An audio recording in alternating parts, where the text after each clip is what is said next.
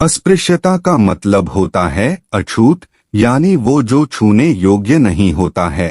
आमतौर पर यह किसी जाति के लिए उपयोग किया जाता है। गौतम बुद्ध से जानिए अछूत का सही अर्थ और कौन है अछूत। एक बार भगवान गौतम बुद्ध एक प्रवचन सभा में आकर मौन बैठ गए। महात्मा बुद्ध को यूं मौन देख शिष्यों के मन में चिंता होने लगी। वे सोचने लगे कि कहीं महात्मा बुद्ध शारीरिक रूप से अस्वस्थ तो नहीं हैं। अपनी जिज्ञासा को शांत करते हुए आखिरकार एक शिष्य ने बुद्ध से पूछ ही लिया। शिष्य ने कहा, गुरुदेव, आज आप इतने मौन क्यों हैं? महात्मा बुद्ध ने कोई उत्तर नहीं दिया। इसके बाद दूसरे शिष्य ने फिर वही सवाल पूछा, गुरुदेव, आप स्वस्थ तो हैं? लेकिन महात्मा बुद्ध फिर से कोई उत्तर न देकर मौन ही बैठे रहे।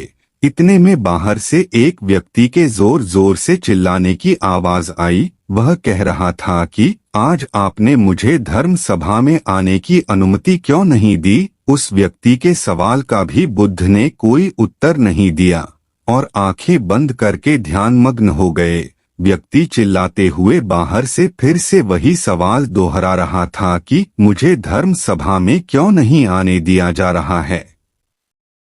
धर्म सभा में उपस्थित महात्मा बुद्ध के शिष्यों में से एक ने उस व्यक्ति का समर्थन करते हुए महात्मा से कहा, गुरुदेव, उस व्यक्ति को धर्म सभा के भीतर आने की अनुमति प्रदान कीजिए।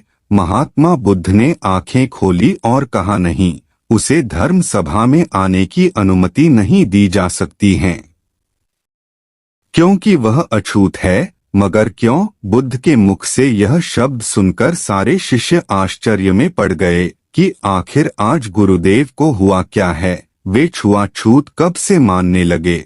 सभी शिष्यों के मन में उठ रहे भावों को ताड़ते हुए बुद्ध ने कहा, हाँ, वह अछूत है, क्योंकि आज वह अपनी पत्नी से लड़कर आया है। क्रोध से जीवन की शांति भंग होती है।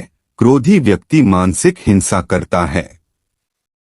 इस क्रोध के कारण ही शारीरिक हिंसा होती है और क्रोध करने वाला अछूत होता है, क्योंकि उसकी विचार तरंगे दूसरों को भी प्रभावित करती हैं।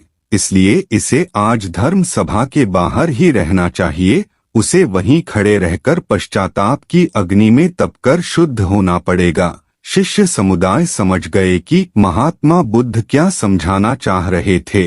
वो अस्पृश्यता और अछूत के बीच के अंतर को समझ गए कि अस्पृश्यता क्या है और अछूत कौन है। उस व्यक्ति को भी अपनी गलती का बहुत पश्चाताप हुआ और इसके बाद उसने कभी भी क्रोध न करने का प्रण लिया। इसके बाद महात्मा बुद्ध ने उसे धर्म सभा में आने की अनुमति प्रदान की। दोस्तों, आपको गौतम बुद्ध की यह कहानी कैसी लगी? कृपया हमें नीचे कमेंट बॉक्स में कमेंट करके जरूर बताएं। आपको हमारी वीडियो अच्छी लगती है तो ऐसी ही और वीडियो देखने के लिए वीडियो पर लाइक करें और हमारे चैनल को सब्सक्राइब करें। धन्यवाद।